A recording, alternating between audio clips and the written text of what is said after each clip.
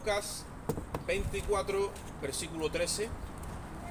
Leo la palabra y lo hago a la gloria de Dios. Padre, Hijo y Espíritu Santo. Dice así la palabra: He aquí, dos de ellos iban el mismo día a una aldea llamada Emaús, que está a 70 estadios de Jerusalén. E iban hablando entre sí de todas aquellas cosas que habían acontecido. Y sucedió que mientras hablaban y discutían entre sí, Jesús mismo se acercó y caminaba con ellos.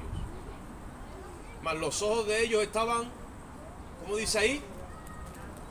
Velados, para que no le conociesen. Hago una pregunta. ¿Se está refiriendo a los ojos de carne? ¿A los ojos físicos? Vamos a seguir leyendo. Dice, y les dijo: ¿qué prácticas son estas que tenéis entre vosotros mientras camináis, y por qué estáis tristes? Respondiendo uno de ellos, que se llamaba Cleofás, le dijo: ¿eres tú el único forastero en Jerusalén que no ha sabido las cosas que en ella han acontecido en estos días? Entonces él les dijo: ¿qué cosas? Y ellos le dijeron: de Jesús Nazareno, que fue varón profeta, poderoso en obra y en palabra delante de Dios de todo el pueblo. Mira la revelación que está hablando Cleofás, un hombre que tiene los ojos velados, y tiene esa revelación. Y cómo le entregaron los principales sacerdotes y nuestros gobernantes a sentencia de muerte y le crucificaron. Pero nosotros esperábamos que él era el que había de redimir a Israel. Y ahora, además de todo esto, hoy ya es el tercer día que esto ha acontecido. Aunque también nos han asombrado algunas mujeres de entre nosotros, las que antes del día fueron al sepulcro, y como no hallaron su cuerpo, vinieron diciendo que también habían visto visión de ángeles, quienes dijeron que él vive. Y fueron algunos de los nuestros al sepulcro, y hallaron así a las mujeres que habían dicho, pero a él no le vieron. Entonces él les dijo: oh insensatos, quédate con esa palabra, oh insensatos y tardos de corazón para creer todo lo que los profetas han dicho. ¿No era necesario que el Cristo padeciera estas cosas y entrara en su gloria? Y comenzando desde Moisés y siguiendo por todos los profetas, les declaraba en todas las escrituras lo que de él decían. Llegaron a la aldea donde iban, e hizo como que iba más lejos, mas ellos le obligaron a quedarse, diciendo: quédate con nosotros, porque se hace tarde y el día ya ha declinado. Entró pues a quedarse con ellos. Y aconteció que, estando sentados ellos a la mesa, tomó el pan y lo bendijo y lo partió y les dio. Entonces le fueron abiertos los ojos. Oye eso.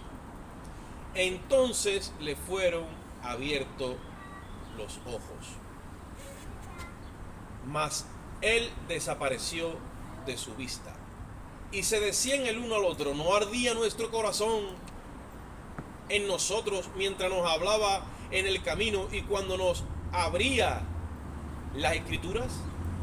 Y levantándose en la mañana, en aquella misma hora, volvieron a Jerusalén y hallaron a los 11 reunidos y a los que estaban con ellos, que decían: ha resucitado el Señor verdaderamente y ha aparecido a Simón. Entonces ellos contaban las cosas que les habían acontecido en el camino y cómo le habían reconocido al partir el pan. Bendita es su palabra. Gloria a Dios. Es muy curioso el relato este, camino a Emaús, que evidentemente se ha escrito tanto, se ha predicado, incluso han sacado cánticos. La palabra Emaús significa primavera templada.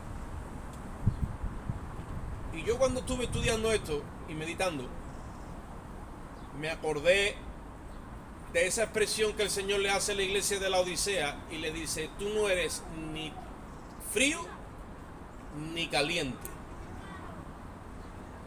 sino que tú eres tibio. Y por cuanto eres tibio, te vomitaré de mi boca. Esta gente habían tenido una experiencia con el Señor, habían andado con Él, habían comido con Él, habían estado con Él, y creían, oye esto, después de todas esas experiencias y con la revelación que Cleofás tenía de Él, pero ¿tú no te has enterado lo que ha pasado? Jesús Nazareno, varón, poderoso en obra, y dice, y nosotros creíamos, oye esto, que Él era. Ya como lo vieron crucificado y ya no lo volvieron a ver más, pues entonces ya la fe deja de ser presente y la ponemos en un pasado donde yo creía que este era el que había de redimir a Israel. ¿Y para dónde iban estos dos? A Emaús. Y yo he querido analizar todo esto bajo una perspectiva de la cruz, y que nosotros en esta mañana podamos meditar en nuestros corazones y analizar el camino que llevamos, incluso en el que llevan otros, porque veo y creo que hay muchos pueblos que están dando para Emaús, con una revelación real pero limitada acerca de Cristo, que saben muchas cosas acerca de Él, pero que han caído en una primavera templada donde llega el momento que ni fu ni fa. Entonces, saber que Cristo Jesús es el que tiene todo el poder, es mi Señor, es mi Salvador, y tengo revelación hasta cierto punto, pero no tengo el entendimiento adecuado, abierto en mi mente acerca de las Escrituras, me hace a mí desviarme hacia la tibieza. Y Jesús se le arrima, empieza a hablar con ellos. Jesús que ha resucitado,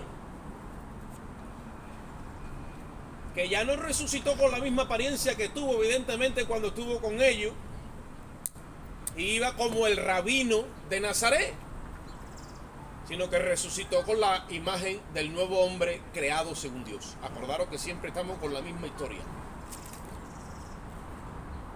Entonces, según el diseño de Dios, para que el corazón del creyente se mantenga ardiendo, tiene que ser en un fuego continuo, que es donde la santificación del creyente es como la luz de la aurora, que va en aumento hasta que el día es perfecto. En el momento que tú te conformas acerca del conocimiento que tienes de Dios y le metes techo, le metes como limitado, como que ya está hasta aquí, en ese momento empieza la primavera. La primavera es un estado donde no hace mucho frío, pero tampoco hace mucha calor, más o menos como estamos ahora. Mira, se le llama ambiente tropical. Pero el corazón del creyente tiene que estar ardiendo con el conocimiento abierto en las Escrituras. Que el Dios eterno se haya encarnado en la persona de Jesús de Nazaret y viniese en el tiempo que Dios determinó a hacerse carne y hacer su obra, no quiere decir que eso tenga un conocimiento o que eso sea la revelación de Dios limitada. Ese es el momento en el que en el plan de Dios Él tuvo que hacerse carne, pero Dios es el Dios eterno, que no tiene principio ni fin, y cuando tú te arrimas a ese Dios, te estás arrimando a la plenitud, a la pleura de Dios. Estamos tratando con lo eterno, y lo eterno no tiene ni presente, ni tiene pasado, ni tiene futuro. Y la iglesia tiene que empezar a acomodar su mentalidad a esa línea. Cuando tú te alimentas de verdades eternas, lo temporal a ti te sabe poco. Pero cuando tú te alimentas de lo temporal, continuamente tenemos que estar moviendo las aguas y esperando que venga un ángel y le pegue un meneo a esto y haya como decía uno, un riqui bye, y otra vez hasta que descienda de tiempo en tiempo y venga alguien y menee otra vez el asunto. Pero ya no estamos en ese plano, ¿no? Dentro del plan de Dios y de los planos de Dios, ya no estamos en ese tiempo. La iglesia es tendenciosa a ver a Jesús y cuando lo ve hace fiesta y de momento el diablo le canta una nana y hace así. Y se cuaja, se queda cuajada. ¿Y qué es lo que hace falta? Mete un zamarreo y otra vez poner los ojos en Jesús, pero ahora te los voy a atornillar por el Espíritu. Para que ya no te desvíes ni a la derecha ni a la izquierda. Y te vamos a meter la revelación de la cruz.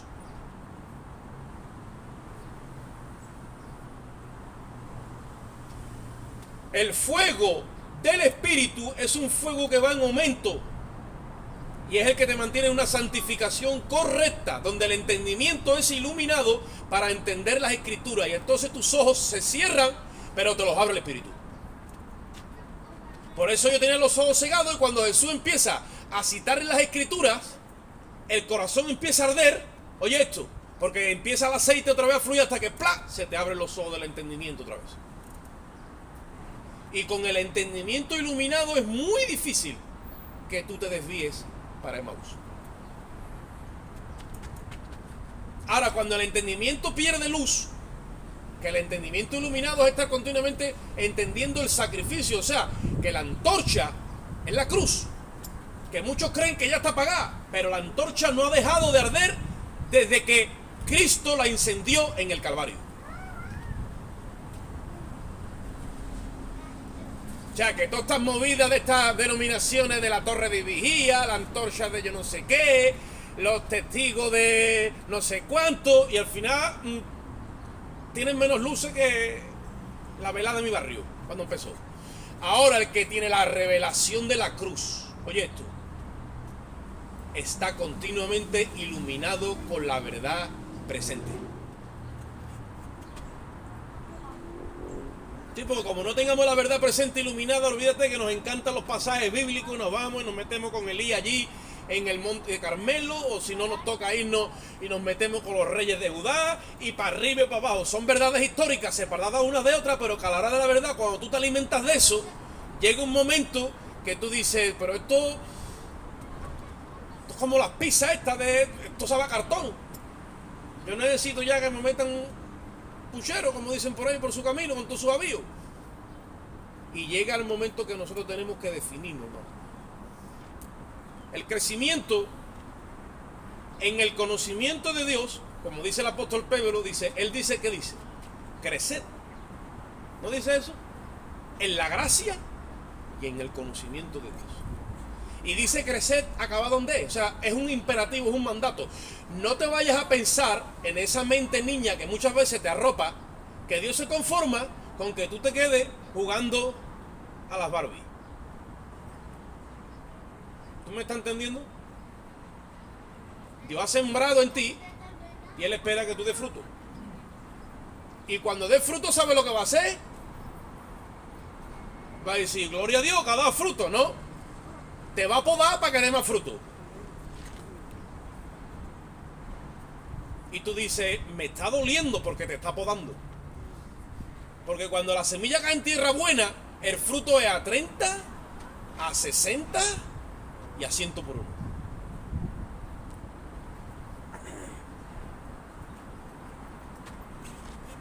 Por eso dice el apóstol Pablo en Efesios 1:18, yo oro para que os sean abiertos los ojos, dice. ¿Sí o no? ¿Qué ojo? Los del entendimiento. Cuando Dios te amuebla la azotea, va tú con otra línea. Ahora el enemigo, que el Señor lo reprenda, que tiene una capacidad terrible, y no es como muchas veces, anda como un león y tú te ves ahí a una fiera que va por ti. No, no. Lo máximo que él tiene es esto. La sagacidad para engañarte y convencerte de una mentira.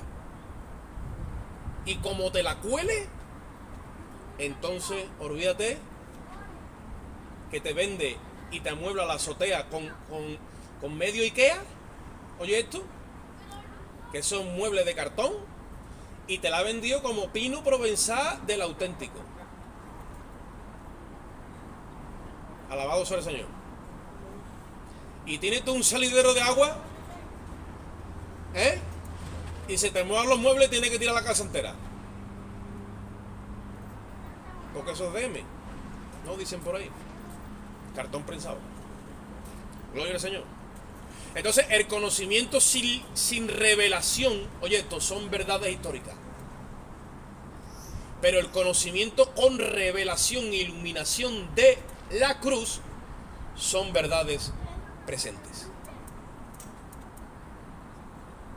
No es saber dónde Cristo ha estado, es saber dónde Él está ahora. Que Cristo se ha hecho espíritu.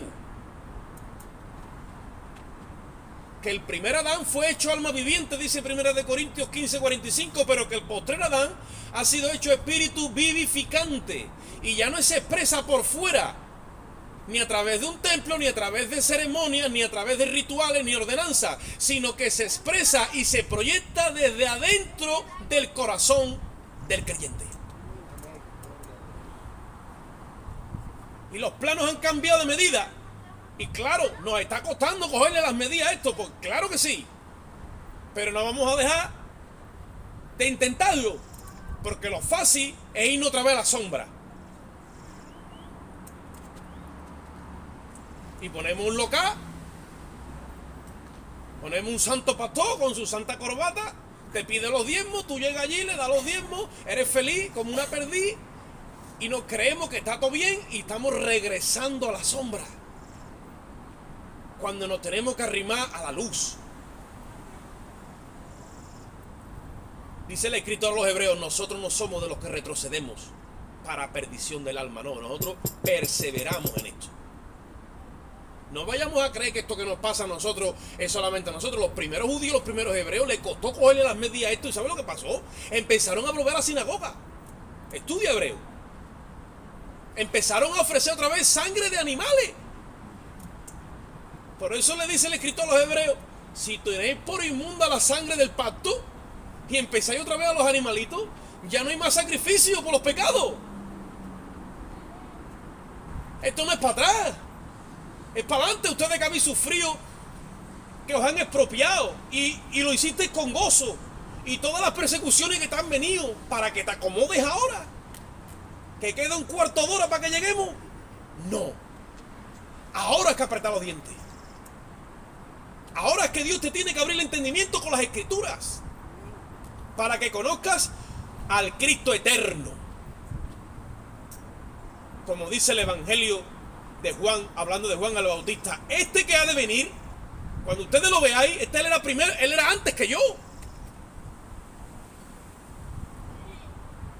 Y eso es lo que le está costando trabajo a la iglesia. Cuando aparece y hace su obra, viene Pablo luego, que en el ambiente parece que es como el menos indicado para hablar de Cristo, porque ni siquiera anduvo con él cuando él era el rabino de Nazaret, no anduvo con él. Viene y dice, a mí, que yo soy el más pequeño, el más indigno, a mí me ha sido encomendado, dice, el aclarar a todos. ¿No estaban claros? ¿Cuál era la dispensación del tiempo y el misterio escondido? Y es que cuando viene Jesús, ellos ya están en su tierra, tienen su templo, tienen la Torá de Moisés. Imagínate, 1600 años practicando la Torá, habiendo hecho de la Torá el judaísmo, y ahora va a venir un rabino de Nazaret, a decirnos nosotros quién es Dios. Nosotros que tenemos el patrocinio de esto.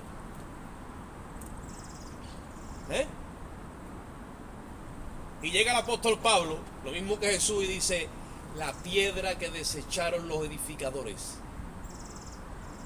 resulta que ha venido a ser la que sostiene todo el edificio. El hecho de que Jesús aparezca en la línea de tiempo, en el plan profético de Dios, en el año 4000, ¿sabéis eso, verdad? Jesús apareció a los 4000 años de que Adán y Eva estuvieran en el Edén. El hecho de que Él apareciera en el tiempo, en ese momento, no quiere decir que eso vaya ahí en la línea de tiempo, sino que lo que Él hizo, dice el apóstol Pablo, esto que es el sacrificio de la cruz, esto es lo que va ahora abajo y hay que meterlo en el sostén de toda la obra del diseño de Dios. Desde principio hasta fin. Tú quieres entender a Dios en su mentalidad desde una eternidad hasta la otra, sí, te tienes que meter a entender el sacrificio del nuevo pacto. Porque esto que ha aparecido ahora y ha pasado ahora, esto está sosteniendo todo, incluso lo que pasó desde el principio. Y ahí te empieza a encajar todo. Hoy yo he tenido problemas con gente que me han dicho a mí que Abraham fue salvo, y Moisés, y David, y todos los patriarcas, y Noé, y todos los antediluvianos.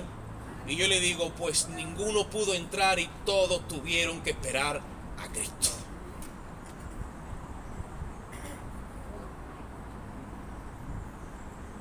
Porque fueron declarados justos en una fe a crédito. Y el justo por su fe vivirá. Y todos entran en el cielo por la puerta, y la puerta es Cristo. De hecho tuvieron que esperar, y ustedes lo sabéis. Porque cuando Él vino, entonces que se abrió la puerta.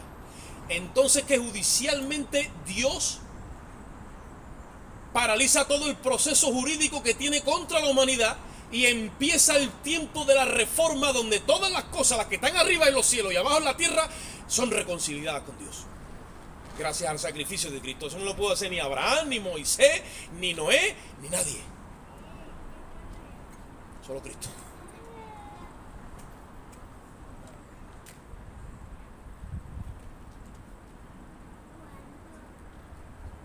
Es como el agua. El otro día hablaba yo con el hermano Kirri. Mira, el agua en su estado original, un agua de pozo. Tú haces un pozo y llega agua, ¿no? Que tú dices, y te bebes un vaso de agua de esto de pozo, que no está tratada. Y tú dices, sabe muy rara, sabe gorda. Sí, pues te digo, tiene 70 y tantos componentes. Con todos los minerales. Ahora, tómate una que sale del grifo. O no, compra la mineral. ¿Sabes cuántos minerales tiene el agua mineral? Sin decir ninguna marca. 2. Así tú tienes sed, te tomas un vaso de agua y no te sacia. Y te toma 14 y está enguachinado y no acaba de saciarte. Porque le han quitado la sustancia y está tomando agua seca. Pues eso mismo ha empezado a pasar con la palabra. La falta de revelación en el diseño que Dios tenía desde el principio, y los edificadores que empezaron a hacer esto no contaron con Él, como dice el Salmo 128,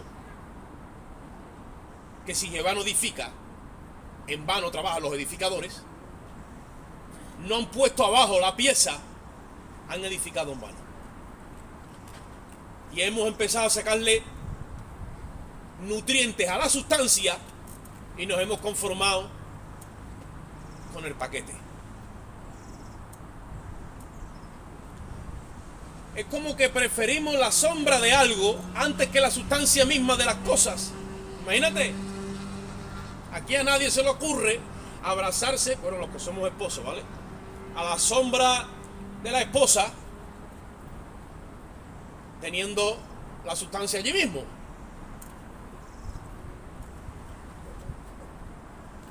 Estoy poniendo un ejemplo, ¿vale? Estas son las parábolas mías. Pero en el ámbito del espíritu lo hemos hecho y no somos conscientes.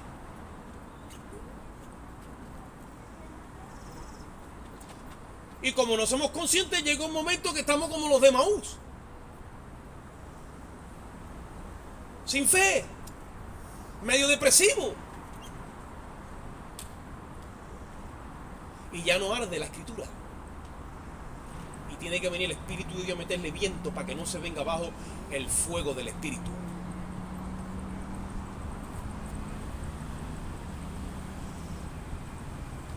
Esta gente de los que nosotros estamos hablando hoy, que no los vamos a dejar tampoco tan mal lugar, porque aquí el único que vale es Cristo, hermano. ¿De acuerdo?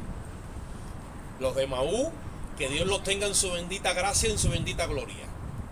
Que cuando lleguemos allí se nos presente, le demos un abrazo en el amor de Jesucristo. Que nos diga, váyate la hermano, que predica un día de ustedes dos, váyate la que el repaso que no. Pero esta gente tenían como base escritural a la ley y a los profetas, ustedes lo sabéis. Y la ley y los profetas, que unos en un orden exigían una justicia de ley a través de Moisés, y los profetas, representados en este caso por Elías, ellos tenían como base escritural la ley y los profetas.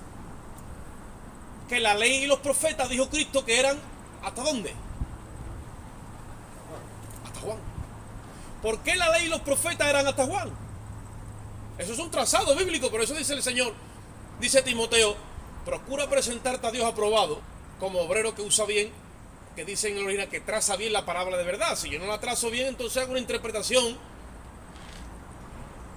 Porque cuando llega Juan, representando a la ley, porque él es descendiente directo sacerdotal, porque él tiene el linaje de Zacarías, que era su padre, y también es profeta, porque Dios lo llamó al ministerio profético y se crió en los desiertos como Dios lo crió, y ya sabemos. La ley y los profetas se unen en Juan. Él es descendiente directo de Aarón, donde el sacerdocio estaba en Aarón y había que pasarlo a Melquisedec. Y cuando él señala a Cristo, es como que le deja todo el peso a Jesús, como diciendo: la justicia ahora que exigían la ley y la justicia que exigían los profetas, te va a tocar a ti cumplirla. Por eso llega Jesús a donde Juan y le dice: oye, yo tengo que ser bautizado por ti. Dice: deja que cumplamos ahora ¿qué?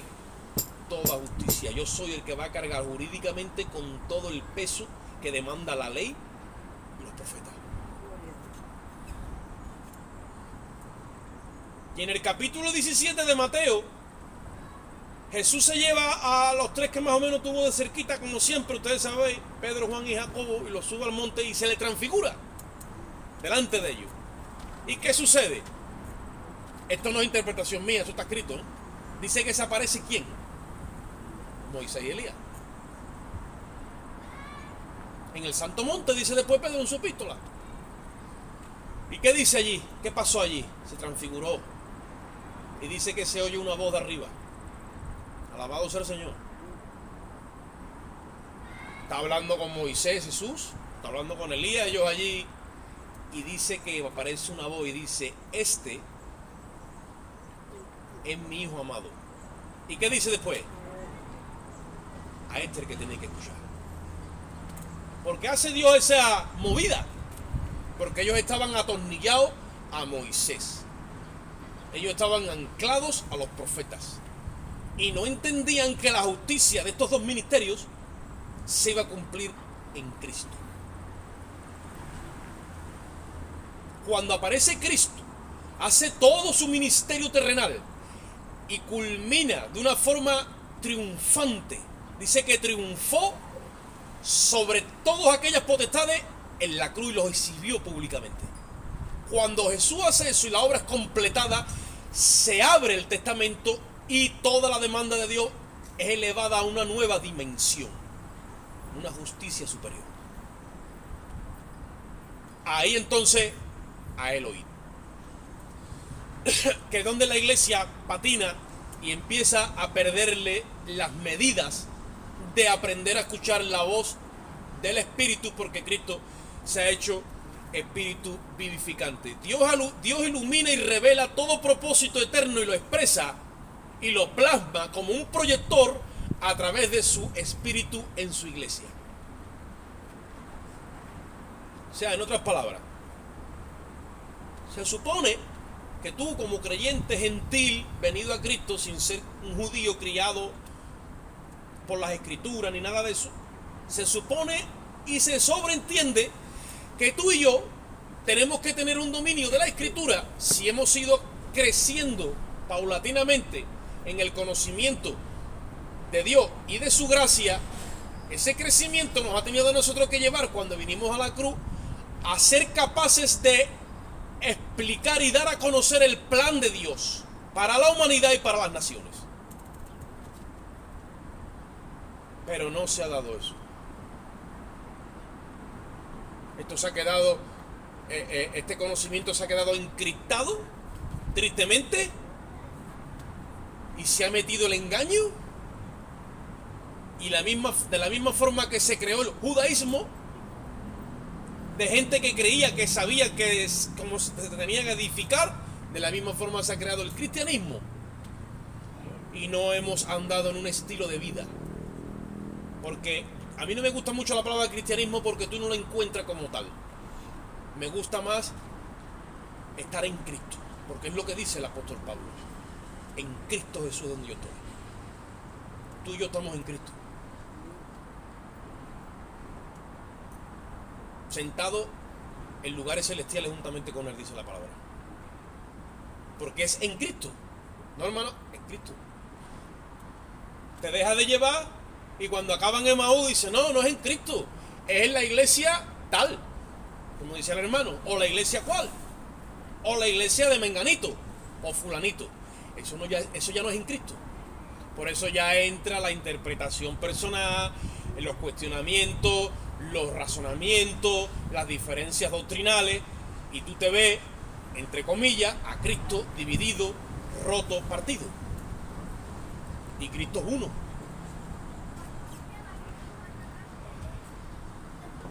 Dice Timoteo que en los postreros tiempos vendrían falsos maestros que apartarían el oído ¿de dónde? De la verdad. ¿Y a dónde se volverían? A la fábula. Entonces cuando yo tengo la mente puesta en una fábula no necesariamente tiene que ser, o sea, una fábula es que yo le he perdido el rastro a Dios en una verdad presente y conozco verdades históricas bíblicas, pero no una verdad presente. Usted sabe la gente que ha sido enredada en la escritura porque dice, no, léelo, que está escrito. Claro que está escrito, pero eso es una verdad bíblica. Yo tengo que tener autoridad suficiente para decir, eso es una verdad bíblica, sí señor. Ahora, predícame la verdad presente. Porque por una verdad bíblica te cojo yo tío y te digo que tenemos que traer un cordero para que Dios perdone nuestros pecados y nos perdone y nos dé un año más de perdón. ¿O no? Celebramos aquí el día de la expiación, el día de Yom Kippur y el día de... Es bíblico, ¿no? Claro que sí. O discusiones que he tenido. No, hermano, el diezmo es bíblico. Claro que es bíblico. Claro que es bíblico. Pero demuéstrame tú que tú eres levita. Y demuéstrame tú que si eres levita me lo puedes pedir a mí. Y levántame otra vez el templo judío y búscate a toda tu tribu y empieza a sacrificar animales y trae todo lo que... Y entonces, y cuando lo tenga te digo, y yo no soy de esa dispensación. No, es que Jesús dijo que era necesario hacer esto sin hacer lo otro. Claro que lo dijo. Si su ministerio es bajo ley, todavía el testamento no había sido abierto, claro que lo tuvo que decir. Y él diezmó.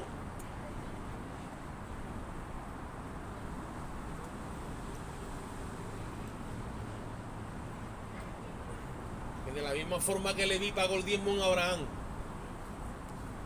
nosotros lo hemos dado en Cristo. Y hay que saber, hermano, mira, cuando Dios te empieza a hablar estas cosas con el punto focal de la cruz, estas verdades empiezan a saciar tu corazón de tal manera que tú no necesitas ni siquiera físicamente de moverte, te cae, te refresca tu alma hasta tal punto que te aviva otra vez el espíritu y te lo vivifica, porque Cristo es espíritu vivificante. Y te empieza a elevar en el conocimiento de Él. Tenemos dos tipos de creyentes en la iglesia: los que tienen revelación de las escrituras por la cruz y los que tienen revelación de las escrituras sin la cruz. Entonces, cuando no tenemos bien claro, oye esto, el significado de la cruz, tenemos los dos pactos mezclados. Y nos tendremos que meter en Gálatas para dividir los pactos. ¿Habéis visto en sismología que cuando hablamos de justicia te ponen una balanza con dos platillos? Pues la justicia está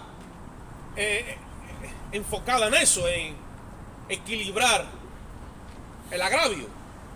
¿Sí o no? Pues la ley y la gracia en sí misma se repelen la una a la otra, pues no tiene que ver una cosa con la otra. Pero en Cristo, en la cruz, cuando tú sopesas la ley y la gracia,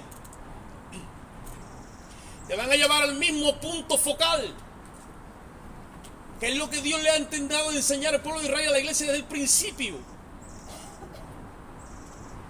Que la ley es un reverso de la gracia y te lleva al mismo punto focal, te lleva a Cristo.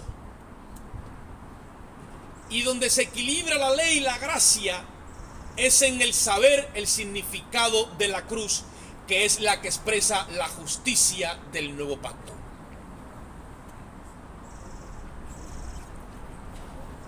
Solo Cristo ha llenado la demanda de justicia que Dios tenía en su corazón. A Dios lo gobiernan sus atributos.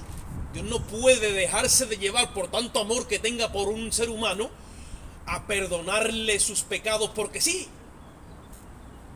Porque la justicia demanda muerte al alma que pecare. Eso lo dice Ezequiel: el alma que pecare esta morirá. Y su amor no puede desbalancearse al punto de que la justicia siga reclamando y nadie la sacie.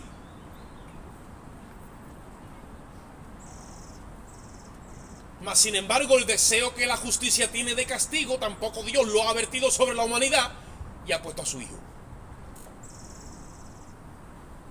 Para que todo aquel que en él cree, dice la Biblia, no se pierda, mas tenga vida eterna.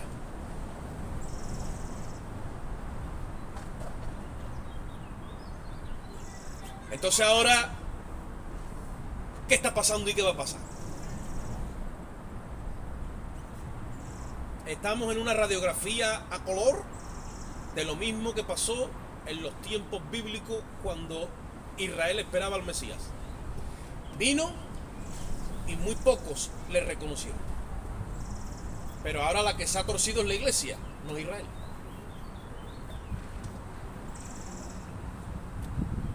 Y Dios es capaz de levantar a Juan el Bautista, que se pone a predicar por allí, por donde quiera que sea, sin mucho protocolo. Y resulta que las almas, como pasó en los tiempos de Juan, dice que salía a él toda Jerusalén, toda Judea y toda la región contigua al Jordán a escuchar a Juan, que predicaba en el desierto.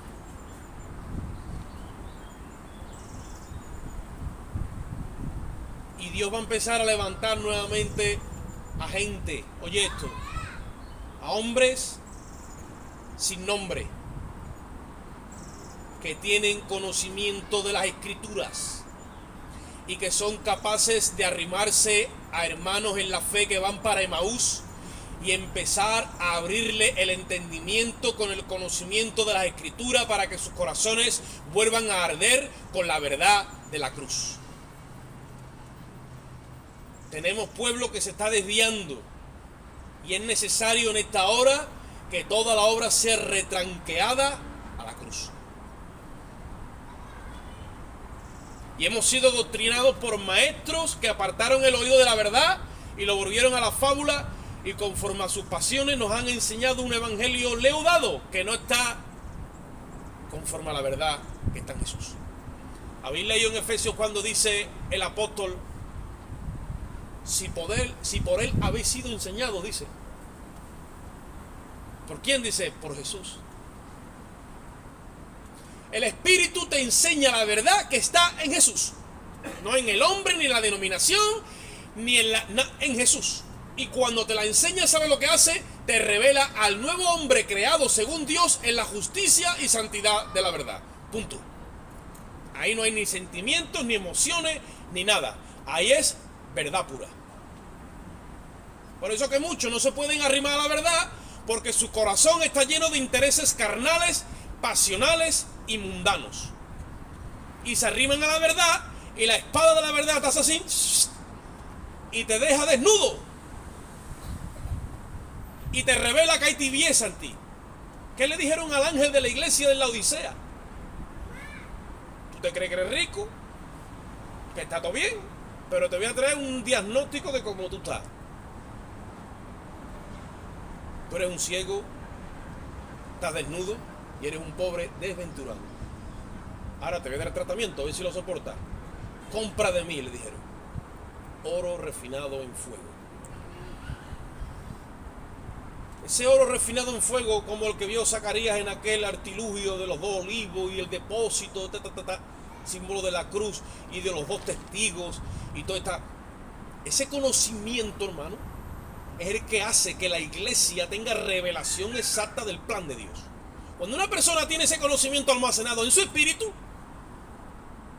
aunque no tenga aunque tenga menos fondo que una lata de anchoa, es rico y no necesita de nada. Ahí sí que no necesita absolutamente de nada. Y sus vestiduras son blancas. ¿Sabéis por qué? Porque está vestido con obras de justicia. Dice Apocalipsis, y a ella se le ha concedido que se vista de lino fino. ¿Sí o no? Dice, porque el lino fino son las acciones justas de los santos. Si tú eres justo y has sido declarado justo por el justo, tus obras van a hablar de ti. No para salvarte, sino porque eres salvo.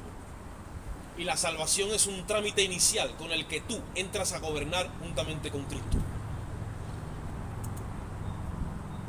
Gente caminando entre 2 pactos, entre el Sinaí y el del Calvario. Hombre, el Sinaí mola más porque se oye la voz de Dios como trompeta, porque hay fuego, porque hay estruendo y porque el del Calvario hubo absoluto silencio.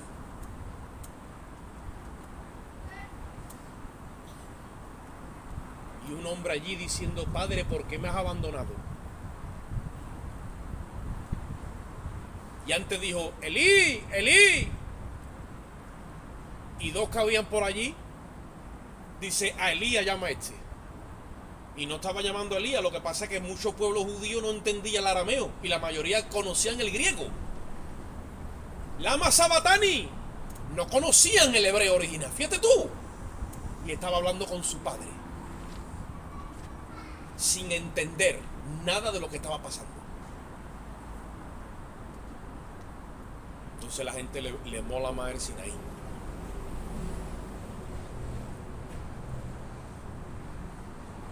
Yo cantaba bien cuando un corito que dice, la gloria de Jehová cayó en el Sinaí. Y ya desde entonces que empezó Dios a tratarme esta cosa de...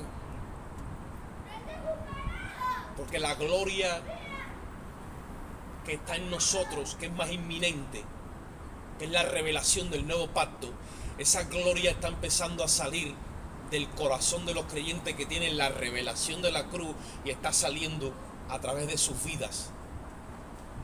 Y no como Moisés y muchos que están enamorados de Moisés. No, hay que ponerle ya el velo a Moisés y tenemos que empezar a mirar la faz de Jesucristo. Todavía en el siglo XXI hay gente que está haciendo, sin hacer judíos nativos de nacimiento, los están regresando al judaísmo, pero el judaísmo este es seco. Me llamó un hermano de los palacios, hermano, y me quedé triste, os lo dije. Que empezó con los mesiánicos en Yeshua y con todas las tonterías que se ven por el internet y ha acabado en este judaísmo seco que dice que Pablo era un impostor y Jesús también.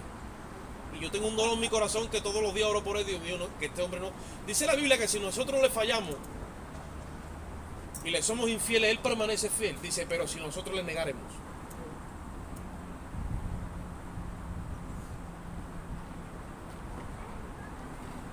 Después de haber testificado acerca de él, dice, entonces ya no hay más sacrificio por los pecados.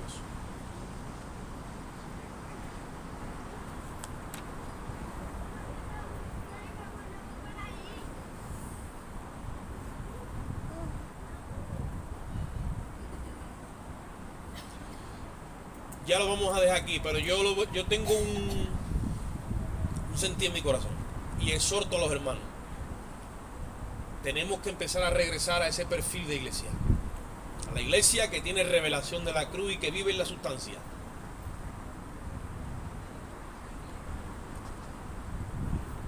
Me han llamado muchos hermanos a mí, me han dicho, hermano, porque tú estás allí debajo de un puente y no hay más. Pero el día que tú tengas un templo con su bien hecho todo y haya aula para los niños y esto y lo otro, entonces te aseguro que voy a estar allí contigo.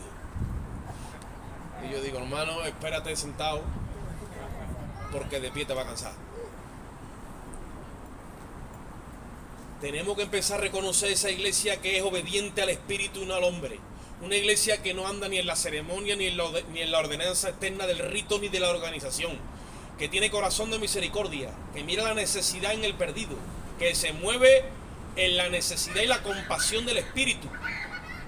La iglesia de Cristo tiene que resaltar sobre todas las demás con las señales inequívocas de un sello que tiene denominación de origen. Dice, ¿tú de qué denominación eres? Yo soy de denominación de origen. A ver ahora de dónde viene la originalidad de este sello. Tenemos que empezar a convencer de pecado, de justicia y de juicio a nuestros oyentes. Cuando el Espíritu Santo vino, dijo Cristo, Él va a hacer esta obra. Va a convencer de pecado, de justicia y de juicio. La gente tiene convicciones, pero son emocionales y no son convicciones en su espíritu. La certeza es convicción. Dice, es pues la fe, la certeza de lo que se espera y la convicción de lo que no se ve. Estamos todavía queriendo ver para creer. Y el orden es creer para ver. La iglesia que convence de pecado, de justicia y de juicio produce arrepentimiento en el pecador. Y un arrepentimiento que viene por el Espíritu es una persona que se abraza a ese juicio y lo toma como su propio juicio. Y se produce el milagro de los milagros. Hay un nuevo nacimiento. En la iglesia apostólica del siglo I, a lo mejor había alguno que otro que se colaba que no eran nacidos de nuevo, pero la mayoría eran nuevos nacidos. En la iglesia del siglo XX tenemos que cambiar las estadísticas y decir, la mayoría no ha visto a Cristo ni en sueño, y uno o dos son nacidos de nuevo. Y el caso es que la mayoría ha entrado, como dicen los políticos, en patera. Y ahora los tenemos aquí y los tenemos que legalizar. Y la única forma de legalizar al ilegal es llevándolo a la cruz.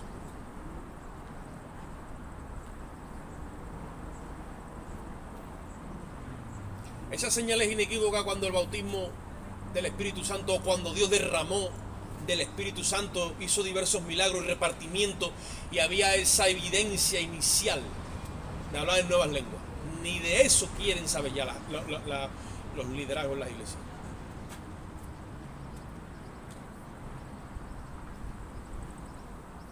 Os voy a contar una experiencia que yo no sé si yo creo que la conté una otra vez, porque yo no me gusta mucho hacer énfasis en mi persona, ustedes lo sabéis, siempre intento ser cristocéntrico, pero el apóstol Pablo menciona a España, ustedes lo sabéis, en su epístola a los romanos. Y él dice, cuando vaya a España, le está escribiendo a los romanos, ¿vale? Pero dice, cuando vaya a España, pues tendré que pasar por Italia, ¿no? Dice, yo pasaré a veros. Y hay mucho debate acerca de si el apóstol Pablo llegó a España o no, ustedes lo sabéis.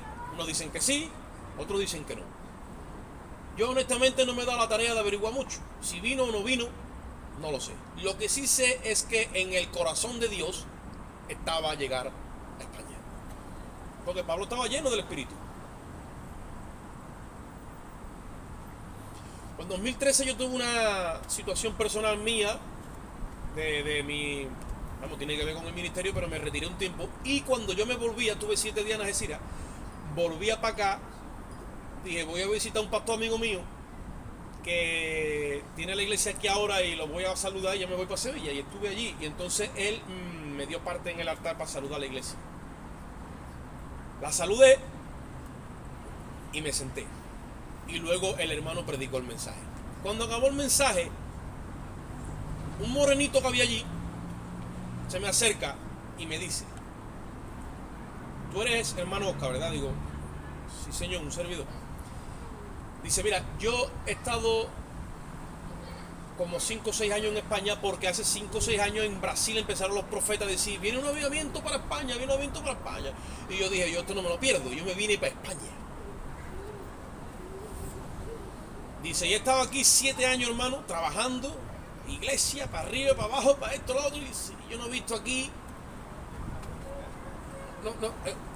no cosechado aquí ni un pepino, me dijo. Y resulta de que ya dije, mira, aquí no pasa nada, yo me vuelvo a mi tierra para Brasil. Me saqué el pasaje, dice, y mañana me voy para Brasil. Y estoy visitando aquí a este pastor, que es brasileño, y estaba aquí, dice, y estaba yo aquí con mi pedazo de depre, diciendo, vaya tela que me he pegado aquí 7 años con una visión que me dieron y no he visto nada. Y me dice el hombre, pero hermano, cuando tú te has parado y has saludado a la iglesia, ha caído algo en mi corazón, le digo. Y algo se me ha despertado. Dice, yo ya me voy porque el pasaje lo tengo. Pero es como cuando Simeón a punto de morir dice que vio al Mesías. Y cuando él me está hablando aquello, hermano, esto yo no suelo hacer estas cosas. A mí se me empieza a elevar el espíritu y yo lo estoy escuchando y por la línea de Dios yo escucho. Así como en la boda de Canaán el mejor vino estaba reservado para el final, así yo he dejado lo mejor para el tiempo del evangelismo en España. Y él está hablándome ahí y yo lo estoy escuchando otra cosa por atrás. Y aquel hombre me dio un abrazo, me dio la mano y yo me quedé con eso impregnado en mi corazón. Muchas veces hasta se me olvida. Pero yo creo que Dios tiene algo reservado para esta nación en este tiempo. Y está preparando a gente por la línea 2 en este tiempo. Y no son gente de seminarios seculares, son gente de seminario de desierto. Ustedes saben que la palabra dice desierto, desierto, decía Cristo. Y hay muchos que dicen desierto, desierto, pero no saben lo que es el desierto. Algo Dios va a hacer en esta hora.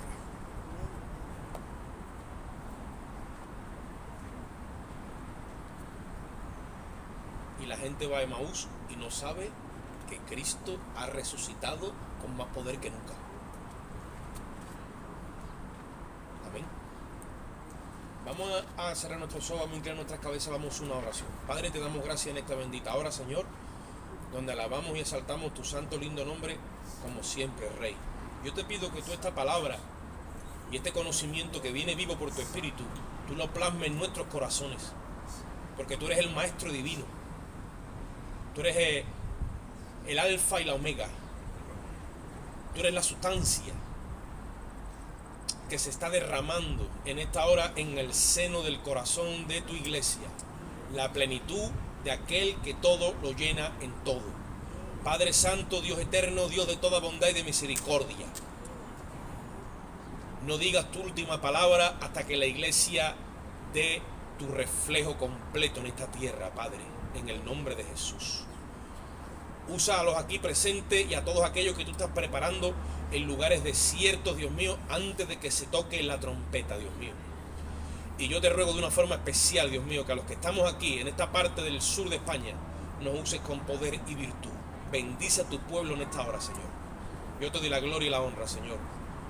Nos vamos de este lugar, pero no de tu presencia. Salimos en tu amor, la gracia de Cristo y la comunión y la dirección de tu Espíritu Santo. Y el pueblo dice, salúdense los hermanos con alegría, con gozo, con amor y con poder de lo alto. Amén. Gloria a Dios.